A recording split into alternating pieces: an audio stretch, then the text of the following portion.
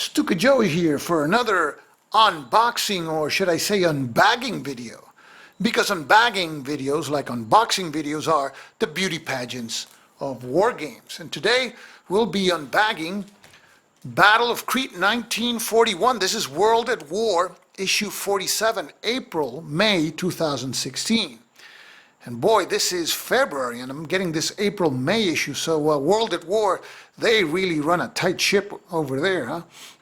So this is issue 47 of World at War, which is a magazine, which brings a game in each issue about World War II, and this is no exception.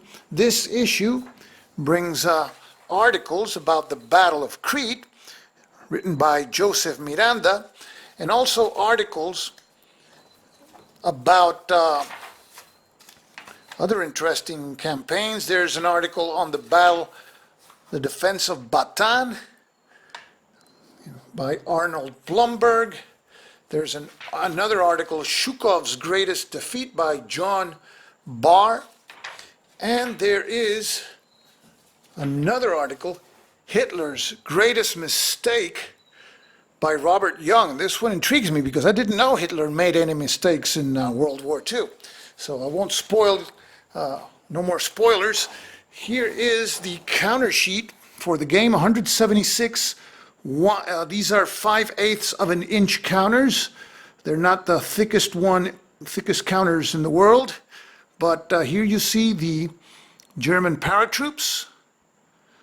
We have in purple the 5th Mountain Division. They came through the seas. We have some more units there. I believe these are Italians, the light green units.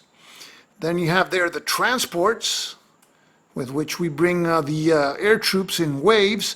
Here we have the 11th Air Luftwaffe Flieger Corps, and we have these are the air units, with of course the best plane of World War II, without any question, the Junkers 87 Stuka.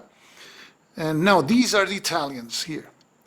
There's some Italians. Now we have the Allied forces, the British in orange, in green the Australians. We have in yellow the New Zealanders, and I don't know who these guys in pink are, but these guys here are the Greeks.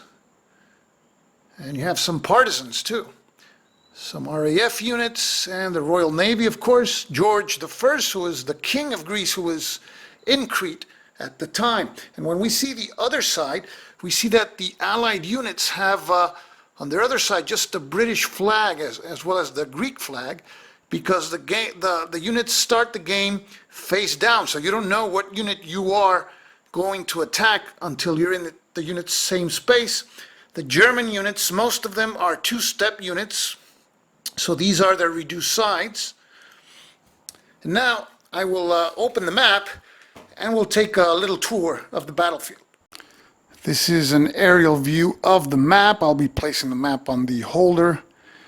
And you can see that this map has something particular that I haven't seen in other Crete games, that the whole island of Crete is playable. In other games, because of the fact that it is such an elongated island, you only play in portions of Crete that connect to other portions through off-map boxes. Here we have the eastern side of Crete. This is the Lassithi Sector, which is color-coded. Later you will see why it is color-coded, to designate the areas where the Germans can attack. The next area is the Heraklion area, and you can see that there is an airfield there, Heraklion Airfield, right beside the city port of Heraklion. And close to Heraklion we have the Retimo Airfield, and Retimo is another area. And then we have the area of Canea, which is very important because it has the port of Suda in Suda Bay. And here we have the most important airfield in Crete, the largest capacity airfield, Malemi Airfield. Historically, there was a bitter fight for this airfield, and in this space there, Prison Valley, and in this western sector, the Greeks put off stiff resistance, which after the battle, the parachuters, the paratroopers took it on the civilian populace. Not a pretty sight. So this is the map of Crete in the game, and this only occupies about a little over a third of the map. The game contains many of the charts and tables already printed on the map, and we will take a look at those now. And we see here, for instance, the Middle East Command Events table. In this game, the Middle East situation for the British is represented by this table, and as the Germans, you have to assign some of your air forces to disrupt the Middle East Command. Otherwise, they will be able to respond more effectively to this invasion and send more reinforcements. And here we have the special events, and the more efficient the Middle East Command is, the more times they can roll on this command events table each turn. And then we have the terrain effects chart, and here we have these sectors to which we can assign our Luftwaffe units. They start here in the Luftwaffe available in Greece box. They can be assigned strategic attacks on Allied morale and the Royal Navy, or tactical attacks against Allied units that are in each one of these sectors. So there's a phase where we allocate our air resources and we choose where are we going to place them. Then we have also here our box for German ground units in Greece. They all start there, the paratroop and air landing units, as well as the mountain units. Here we place the eliminated units, and we allocate our parachute, air landing, and other units to these boxes. For example, in the Canea sector, our parachute forces that we allocate go here with their transports, air landing units here, and amphibious units here. So the great part of the game is allocating your resources to different sectors of the island. And now we have here the airborne unit drop table. So you choose a space where they're going to land, but there's no guarantee they're going to land there. There's a great chance of a scattered result, depending on where you're landing. Like if there's an airfield or it's a plain hex, there's a better chance. If it's a town or rough hex, there's a greater chance of casualties by the word reduce, and scattered. That is falling off your target or landing off the target. And here we have the naval attack outcome table. Here we attack the Royal Navy for victory points. And here we have a random placement table for Allied units. In this game, I forgot to say, we take the role of the Germans, and we are attacking the island, allocating our resources. And here we have certain tracks to keep track of victory points.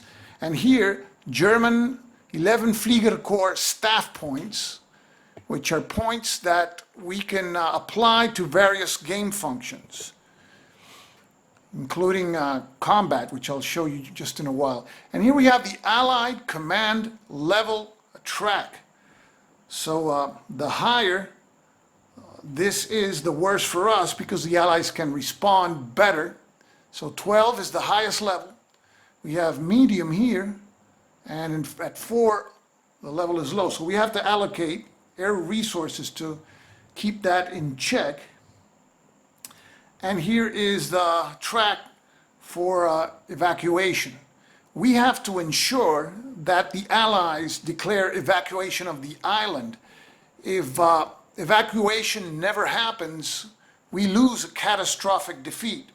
And we have 7 turns to get that result of evacuation. And on top of that, we have to have victory points to certain levels in order to win, because if we let our units get butchered as they did historically, even if the Allies evacuate, we can still lose. And here we have a box for eliminated allied units and allied reserves. And of course, the elimination of units gains victory points, and the elimination of our units takes away victory points. So there is here a combat result chart, and it's basically each unit rolls one die, and you have to roll lower than the unit's combat factor. But the most important consideration here is tactical edge. Tactical edge, you have to roll first before you resolve a combat situation for tactical edge to see which side has a tactical edge, and you apply these modifiers. For example, if the Germans are doing an airborne drop, the Allies get a +1 die roll modifier. If their command level is high, +1. If it is low, the Germans get a +1. And any side that has an elite unit, you get a +1. And if the Germans allocate a Flieger Corps 11 staff point, another +1. So what's the importance of tactical edge? The side that gains a tactical edge fires first, and then you subtract the losses by that sustained by that fire from the other side, and then the other side fires back. So firing first is everything, and tactical edge is what determines that. So that, in a nutshell, is the most salient rules about this game. I'm looking forward to playing it. I'm very interested in the Crete campaign. I have several Crete games, like the old Avalon Hill Air Assault on Crete. I believe that was 1978. I have also Operation Mercury by GMT, designed by Vance von Boris. That's a more detailed game. And I also have the No Retreat North Africa game, which brings as a bonus the campaign, or the Battle of Crete. So I'm looking forward to giving this one a little test drive. So this is World at War, issue 47, the Battle of Crete 1941. And this is Stuka Joe signing off for now. Thanks for watching.